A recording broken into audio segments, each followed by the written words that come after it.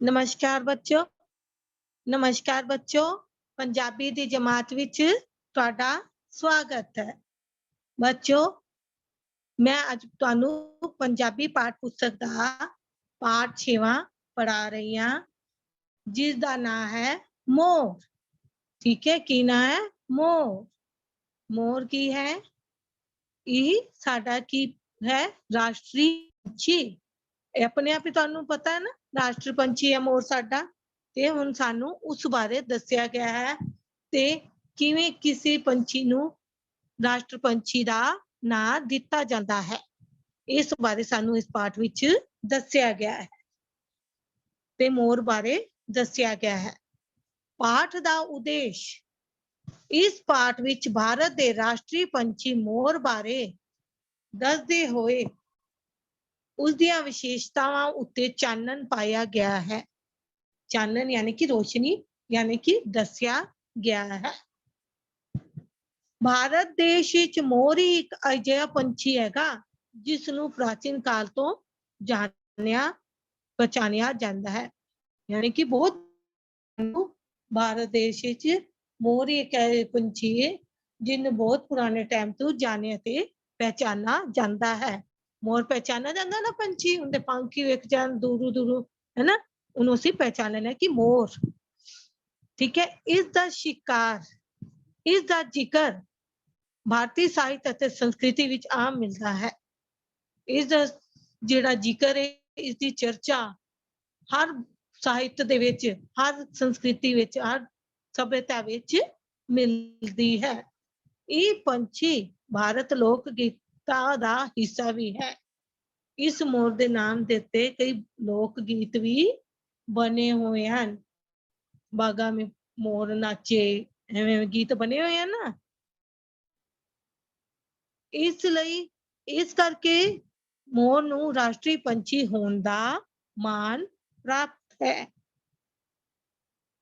ਯਾਨੀ ਕਿ ਰਾਸ਼ਟਰੀ ਪੰਛੀ ਦਾ, ਰਾਸ਼ਟਰ ਪੰਛੀ ਹੋਣ ਦੇ ਨੂੰ ਨਾਮ ਦਿੱਤਾ ਗਿਆ ਹੈ। ਕਿਸੇ ਵੀ ਰਾਸ਼ਟਰ ਦਾ ਰਾਸ਼ਟਰੀ ਪੰਛੀ ਹੋਣ ਲਈ, ਹੁਣ ਦੇਖੋ ਦੱਸਿਆ ਗਿਆ ਕਿ ਦੇਸ਼ ਦਾ ਰਾਸ਼ਟਰ ਪੰਛੀ ਹੋਣ ਲਈ, ਉਸ ਦੇਸ਼ ਦਾ ਮੇਨ ਪੰਛੀ ਹੋਣ ਲਈ ਉਸ ਪੰਛੀ ਦਾ ਪਹਿਲਾ ਤਾਂ ਦੇਸੀ ਹੋਣਾ ਜ਼ਰੂਰੀ ਹੈ। ਯਾਨੀ ਕਿ ਦੇਸੀ ਕੀ, ਯਾਨੀ ਕਿ ਉਹ ਉਸੇ ਦੇਸ਼ ਵਿੱਚ ਰਹਿੰਦਾ ਹੋਵੇ, ਉਸੇ ਦੇ ਭਾਰਤ ਦੇਸ਼ ਵਿੱਚ ਮੋਰ ਮਿਲਦੇ ਹਨ ਨਾ, ਉਸੇ ਦੇਸ਼ ਦਾ ਹੀ ਪੰਛੀ ਹੋਵੇ ਅਤੇ ਉਸ ਦੇਸ਼ ਦੇ ਅੰਦਰ ਉਹ ਆਮ ਪਾਇਆ ਜਾਣਾ ਚਾਹੀਦਾ ਹੈ। ਮਤਲਬ ਉਹ ਹਰ ਜਗ੍ਹਾ ਤੇ ਪਾਇਆ ਜਾਣਾ ਚਾਹੀਦਾ ਹੈ। ਆਮ ਯਾਨੀ ਕਿ ਆਮ ਹੀ ਵੇਖੇ ਜਾਂਦੇ ਆ ਨਾ ਮੋਰ, ਖੇਤਾਂ ਤੁਸੀਂ ਚਲ ਜਾਓ, ਬਾਗਾ ਚਲ ਜਾਓ, ਮੋਰ ਵੇਖੇ ਜਾਂਦੇ ਆ, ਯਾਨੀ ਕਿ ਉਹ ਆਮ ਹੀ ਪਾਇਆ ਜਾਣਾ ਚਾਹੀਦਾ ਹੈ। ਹੁਣ ਦੇਖੋ ਅੱਗੇ, ਜਦੋਂ ਭਾਰਤ ਦੇ ਰਾਸ਼ਟਰੀ ਪੰਛੀ ਨੂੰ ਘੋਸ਼ਿਤ ਕਰਨ ਦੀ ਚੋਣ ਹੋ ਰਹੀ ਸੀ, ਜਦੋਂ ਚੋਣ ਕਰ ਰਹੇ ਸੀ ਕਿ ਕੋਈ ਰਾਸ਼ਟਰ ਪੰਛੀ, ਭਾਰਤ ਦਾ ਕੋਈ ਰਾਸ਼ਟਰੀ ਪੰਛੀ ਹੋਣਾ ਚਾਹੀਦਾ ਹੈ ਤੇ ਉਹਨੂੰ ਕਰਨਾ ਸੀ ਕਿਸੇ ਨੂੰ ਰਾਸ਼ਟਰ ਪੰਛੀ, ਤੇ ਚੋਣ ਉਹਦੀ ਵੇਖ ਰਹੀ ਸੀ ਵੀ ਕਿਹਨੂੰ ਚੁਣਨਾ ਹੈ, ਕਿਹਨੂੰ ਘੋਸ਼ਿਤ ਕਰਨਾ ਹੈ, ਤੇ ਸੋਚ ਰਹੇ ਸਨ। ਤਾਂ ਉਸ ਸਮੇਂ ਵਾਤਾਵਰਣ ਸ਼ਾਸਤਰੀ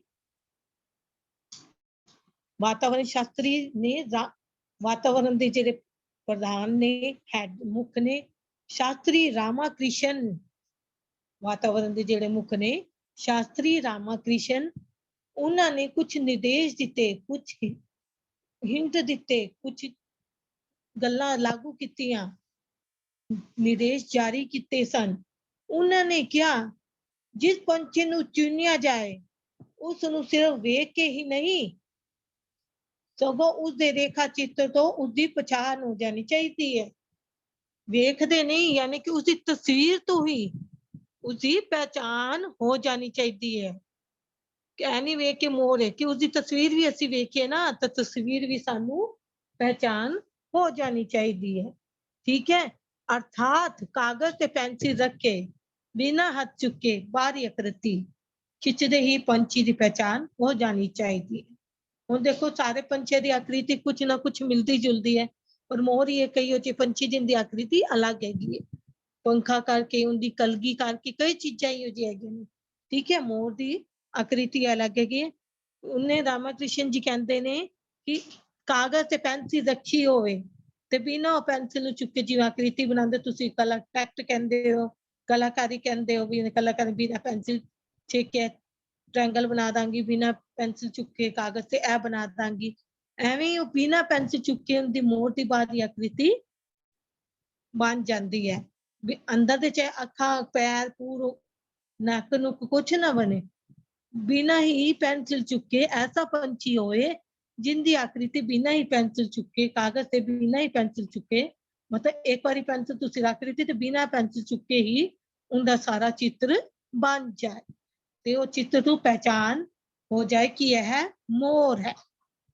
ते मोर ही इस कसौटी ते यानी कि मोर ही इस जो मापदंड है, जो गल्लां दित्तियां गई ने, जो निर्देश दिते गए ने, इस चीज़ां उत्ते पूरा उतरा, खरा उतरा ते इस करके मोर नूं राष्ट्र पंछी बनन दा सन्मान प्राप्त होया, मान प्राप्त होया या इज्जत प्राप्त होई। ठीक है। ਹੁਣ ਦੇਖੋ ਗੂੜੇ ਨੀਲੇ ਅਤੇ ਚਮਕੀਲੇ ਰੰਗ ਵਾਲੇ, ਇਹ ਮੋਰ ਕੀ ਹੈ ਗੂੜਾ ਨੀਲਾ ਤੇ ਇਹਦੇ ਗੂੜੇ ਨੀਲੇ ਚਮਕੀਲਾਪਨ ਹੈਗਾ ਥੋੜਾ ਜਿਹਾ, ਚਮਕੀਲੇਪਨ ਵਾਲੇ ਪੰਛੀ ਦੀ ਲੰਬਾਈ ਆਮ ਤੌਰ ਤੇ 1 ਮੀਟਰ ਹੁੰਦੀ ਹੈ। ਠੀਕ ਹੈ, ਆਮ ਤੌਰ ਤੇ 1 ਮੀਟਰ ਹੁੰਦੀ ਹੈ। ਇਸ ਦੇ ਖੰਭ ਵੇਖੇ ਹੋਏਗੇ ਨੇ, ਇਸ ਦੇ ਖੰਭ ਯਾਨੀ ਕਿ ਪੰਖ ਬਹੁਤ ਲੰਬੇ ਹੁੰਦੇ ਹਨ। ਇਸ ਦੀ ਅਸਲੀ ਸੁੰਦਰਤਾ ਦਾ ਨਜ਼ਾਰਾ ਯਾਨੀ ਕਿ ਇਸ ਦੀ ਅਸਲੀ ਸੁੰਦਰਤਾ ਉਦੋਂ ਹੁੰਦੀ ਹੈ ਜਦੋਂ ਉਦੋਂ ਵੇਖਣ ਵਾਲਾ ਹੁੰਦਾ ਹੈ ਜਦ ਇਹ ਖੁਸ਼ ਹੁੰਦਾ ਹੈ, ਬਦਲਾਂ ਨੂੰ ਵੇਖ ਕੇ ਖੁਸ਼ ਹੁੰਦਾ ਹੈ, ਤੇ ਖੁਸ਼ ਹੁੰਦਾ ਤੇ ਕੀ ਕਰਦਾ ਹੈ, ਖੁਸ਼ੀ ਵਿੱਚ ਆ ਕੇ ਆਪਣੇ ਖੰਭ ਲਾ ਕੇ ਨੱਚਦਾ ਹੈ, ਪਹਿਲਾ ਪਾਉਂਦਾ ਹੈ ਯਾਨੀ ਕਿ ਨੱਚਦਾ ਹੈ, ਡਾਂਸ ਕਰਦਾ ਹੈ। ਠੀਕ ਹੈ, ਇਸ ਦੇ ਖਿਲਰੇ ਖੰਭਾਂ ਦਾ ਸਮੂਹ, ਤੇ ਉਹ ਖੰਭਾਂ ਦਾ ਸਮੂਹ ਕੀ ਹੁੰਦਾ, ਜਿਹੜੇ ਉੱਤੇ ਸਾਰੇ ਖੰਭ ਖੜੇ ਹੋ ਜਾਂਦੇ ਹਨ ਤੇ ਖਿਲਰ ਜਾਂਦੇ ਹਨ, ਉਹ ਖਿਲਰੇ ਖੰਭਾਂ ਦਾ ਸਮੂਹ ਯਾਨੀ ਕਿ ਝੁੰਡ ਮਨ ਮੋਹ ਲੈਂਦਾ ਹੈ, ਯਾਨੀ ਕਿ ਦਿਲ ਨੂੰ ਖੁਸ਼ ਕਰ ਦਿੰਦਾ ਹੈ।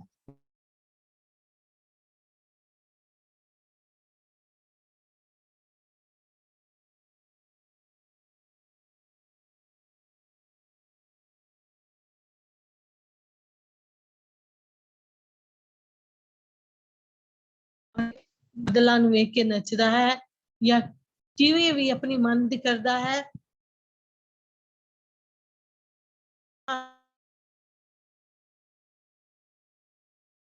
ਵੀ ਲੈ ਲਓ, ਸੰਸਕ੍ਰਿਤ ਲੈ ਲਓ, ਕੁਛ ਲੈ ਲਓ, ਹਰ ਭਾਸ਼ਾਵਾਂ ਦੇ ਸਾਹਿਤ ਵਿੱਚ, ਹਰ ਭਾਸ਼ਾ ਦੇ ਸਾਹਿਤ ਵਿੱਚ ਦੇ ਬਾਰੇ ਅਲੱਗ-ਅਲੱਗ ਹੀ ਦੱਸੇ ਗਏ ਨੇ, ਅਲੱਗ-ਅਲੱਗ ਹੀ ਚਰਚਾ ਕੀਤੀ ਗਈ ਹੈ, ਅਲੱਗ ਹੀ ਨਵਾਂ ਹੀ ਸਥਾਨ ਹੈ।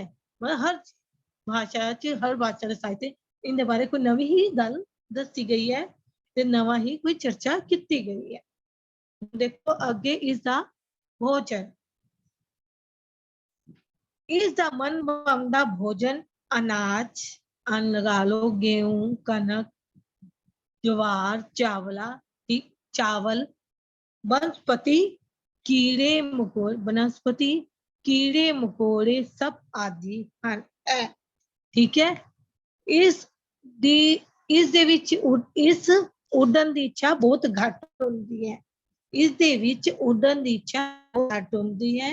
ਇਹ ਜ਼ਿਆਦਾ ਨਹੀਂ ਉੜਨਾ ਚਾਹੁੰਦਾ, ਇਹ ਘੱਟ ਹੀ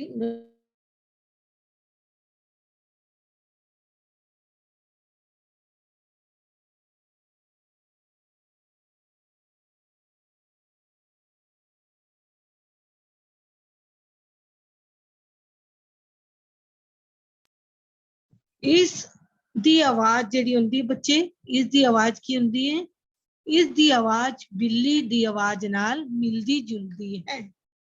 ਜਦ ਹੀ ਪਹਿਲ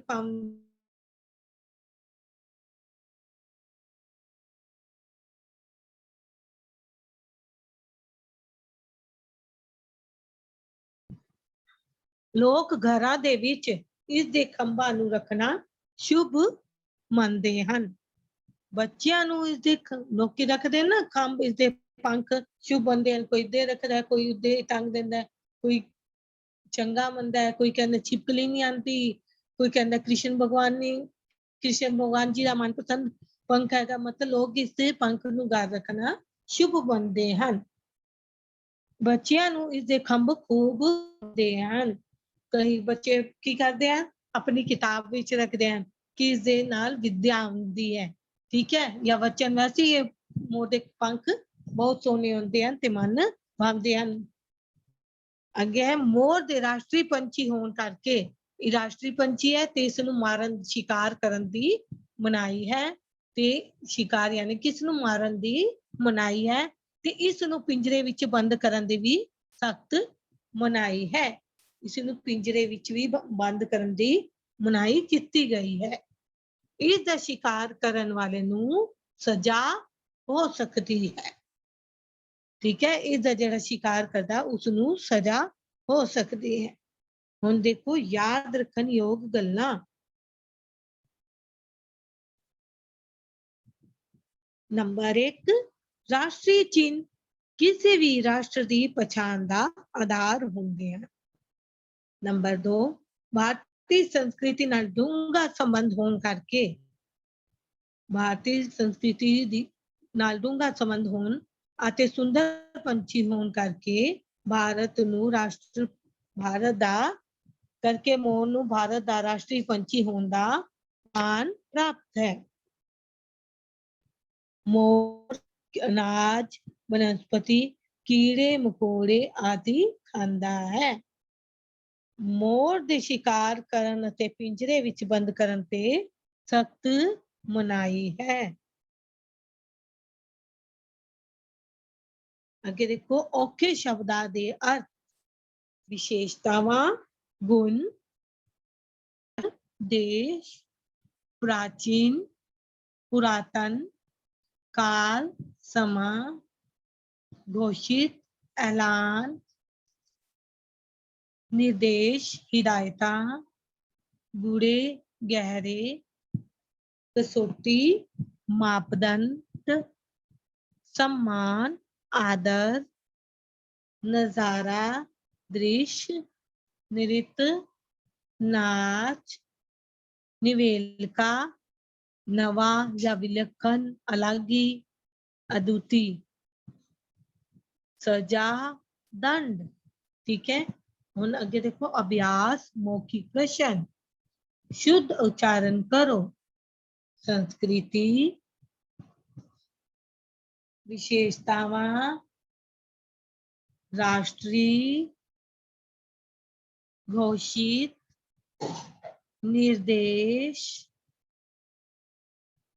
वातावरण,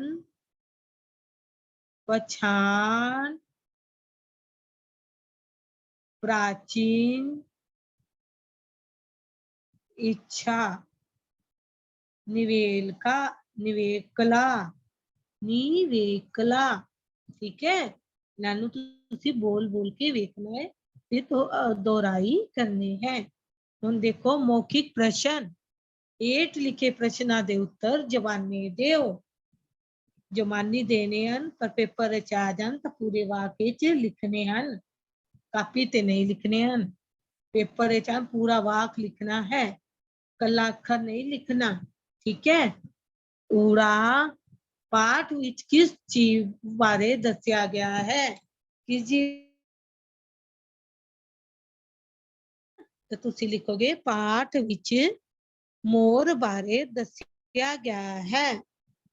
ऐड़ा भारत दा राष्ट्र पंछी कौन है? उत्तर भारत दा राष्ट्र पंछी मोर है। ईड़ी मोर कियो जा पंछी हुंदा है? हुण देखो मोर कियो जा पंछी हुंदा है? मोर अजा पंछी है जो राष्ट्र पंछी बनन लई हर कसौटी ते पूरा उतरिया है, ठीक है। मोर अजा पंछी है जो हर राष्ट्रीय पंछी बनन लई हर कसौटी ते पूरा उतरिया है। किस दे शिकार करन ते सजा हो सकती है? किस दे शिकार ते किस बारे दस्या गया है? मोर बारे ना।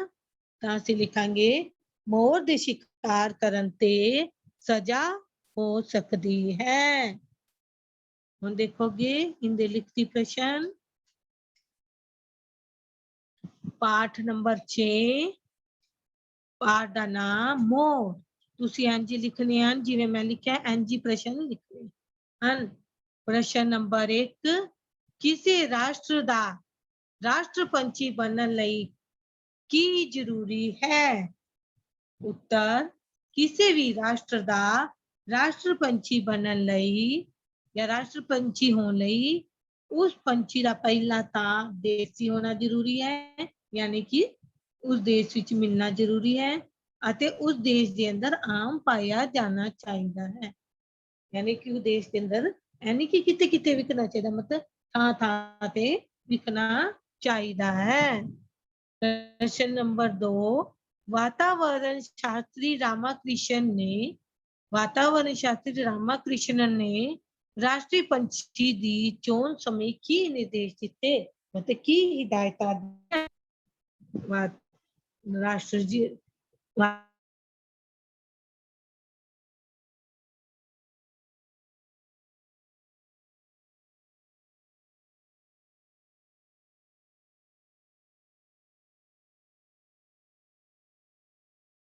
चोन समय हेठ लिखे निर्देश दिते सन। ਉਹਨਾਂ ਦੇ ਜਿਹੜੇ ਨਿਰਦੇਸ਼ ਨੇ ਤੁਸੀਂ ਇੰਜ ਲਿਖੋਗੇ, ਉਹਨਾਂ ਨੇ ਕਿਹਾ ਕਿ ਜਿਸ ਪੰਛੀ ਨੂੰ ਚੁਣਿਆ ਜਾਏ ਉਸ ਨੂੰ ਸਿਰਫ ਵੇਖ ਕੇ ਨਹੀਂ ਸਗੋਂ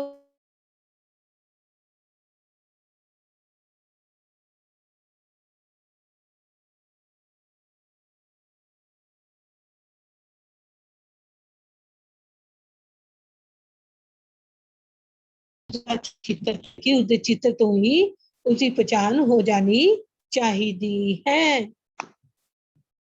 अगे प्रश्न नंबर 3 मोर भोजन के रूप विच की खांदा है?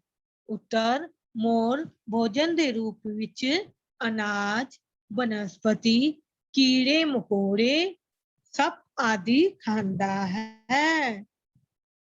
हुण देखो प्रश्न नंबर 4 पाठ विच मोर की सुंदरता नूं किवें दस्सिया गया है, किवें बयान किया गया है? इस मोर की सुंदरता तो बड़ी है, नीली गर्दन है ना, सुंदर सुंदर पंख लंबे पैर, पर इस पाठ विच किवें दस्सिया गया है वो दसना है सानू, ठीक है। हुण उत्तर लिखांगे इस पाठ के अनुसार मोर की असली सुंदरता का नजारा उस वेले वेखण वाला हुंदा है जद ये खुश होके खुश हुंदा है, खुश होके खुशी विच खंभ खिलार के यानी कि अपने खंभ पंख बिखेर के पहला पाउंदा है, नचदा है। इस दे खिलरे खंभा दा समूह पंखा दा समूह झुंड मन मोह लैंदा है, ठीक है बच्चों। हुण देखो अगला प्रश्न मोर दी शिकार ते क्यों मनाई है? क्यों मनाई की गई है? क्योंकि यह मोर दे राष्ट्रीय पंछी होने करके इस दे शिकार ते मनाई है, क्योंकि यह भारत देश का राष्ट्रीय पंछी है ना, तो मोर दे राष्ट्रीय पंछी होने करके इस दे शिकार ते मनाही की गई है, ठीक है। मोर दे शिकार ते क्यों मनाही क्यों है? उत्तर मोर दे राष्ट्रीय पंछी होने करके इस दे शिकार ते मनाई है। देखो बैक एक्सरसाइज देखो बच्चे,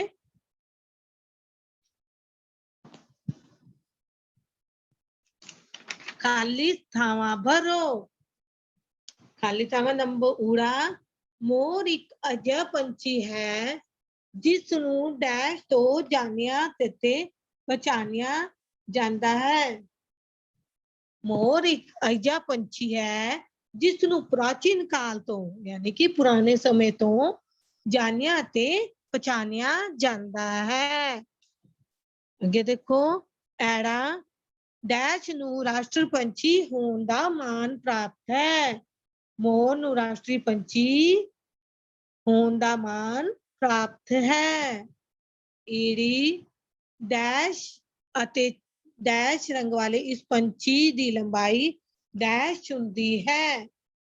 गूढ़े अते चमकीले रंग वाले इस पंछी की लंबाई 1 मीटर होती है। अगे सस्सा देखो, इस दी उड़न दी डैश बहुत घट होंदी है। इस दी उड़न दी इच्छा बहुत घट होंदी है, यानी कि कम होंदी है। हाहा रात वेले मोर किसे डैश उत्ते बैठ जांदा है। रात वेले मोर किसे रुख उत्ते बैठ जांदा है। हुण अगे देखो, हेठ लिखे वाकां विचों सही वाक अगे, सही अते गलत वाक अगे गलत दा चिन्ह लगाओ। ऊड़ा भारत दा राष्ट्र पंछी मोर है, ठीक है ना। तेंदे अगे ठीक दा निशान लगाओ।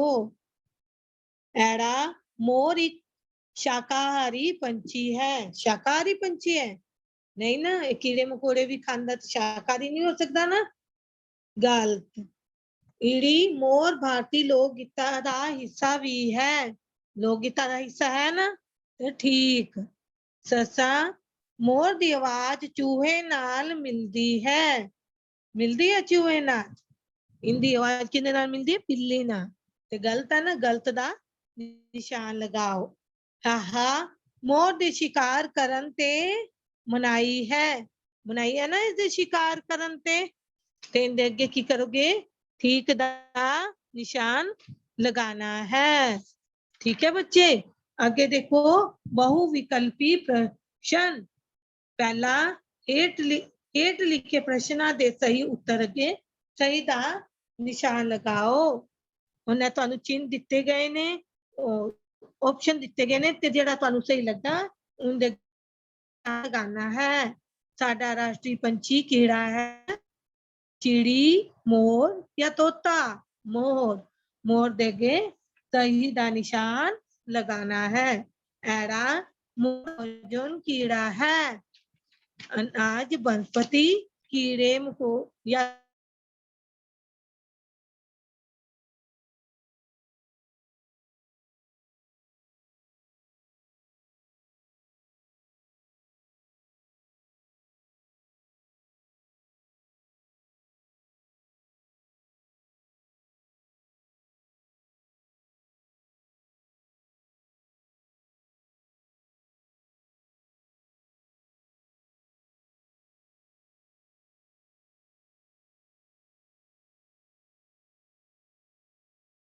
शुभ के सही निशान लगाओगे। लगे देखो बच्चे,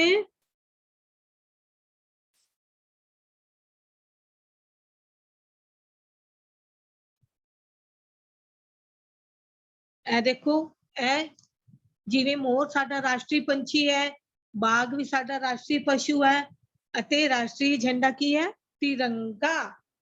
हुण ਇਹ चिन्ह दिते गए ने, तुसी चिन्ह देगे, चिन्ह दा नाम देगे, चिन्ह दा नाम लिखना है। राष्ट्रीय फूल केड़ा है साडा? केड़ा राष्ट्रीय फूल? कमल। केड़ा है? कमल। ठीक है। एड़ा राष्ट्रीय फल केड़ा है बच्चे अपना? अम्ब। ठीक है, या अम्ब भी लिख सकते हो, आम या अम्ब। ठीक है। राष्ट्रीय पशु केड़ा है? बाघ। केड़ा है? बाघ। ਇਹ ਤੁਹਾਨੂੰ ਇਸ ਕਰਕੇ ਕਰਵਾ ਰਹੀ ਹਾਂ ਕਿ ਤੁਹਾਨੂੰ ਪਤਾ ਹੋਣਾ ਚਾਹੀਦਾ ਹੈ। ठीक है। राष्ट्रीय झंडा केड़ा है? तिरंगा। केड़ा है? तिरंगा। राष्ट्रीय रुख केड़ा है? बरगद। केड़ा है? बरगद। ते तुसी राष्ट्रीय फूल कमल, राष्ट्रीय फल अंब। अंब किवें लिखोगे? अ ब तीन आंदे तो अ ब दे विचकार की आएगी? टिप्पी। एड़े दे उत्ते की आएगी? टिप्पी। की आएगी? टिप्पी। अंब इवें लिखोगे तुसी अ टिप्पी उत्ते टिप्पी फिर ब अंब। ठीक है, अंब लिखोगे तुसी। राष्ट्रीय फूल कमल, राष्ट्रीय फल अंब, राष्ट्रीय पशु बाघ, राष्ट्रीय झंडा तिरंगा और राष्ट्रीय रुख बरगद। ठीक है बच्चों, ਇਹ ਲੈਸਨ ਤੁਹਾਨੂੰ ਮੈਂ ਪਾਠ ਪੜਾਇਆ ਹੈ। ਉਮੀਦ ਹੈ ਤੁਹਾਨੂੰ ਬੜੇ ਤੁਹਾਨੂੰ ਸਮਝ ਆਇਆ ਹੋਵੇਗਾ ਤੇ ਇਹਨੂੰ ਤੁਸੀਂ ਬੜੇ ਧਿਆਨ ਨਾਲ ਹੀ ਕਾਪੀ ਤੇ ਲਿਖਣਾ ਤੇ याद करना हैगा। जेडी बैक एक्सरसाइज है बच्चे उनदे तुसी प्रश्न ही लिखोगे ते खाली उत्तर उत्तर लिखो।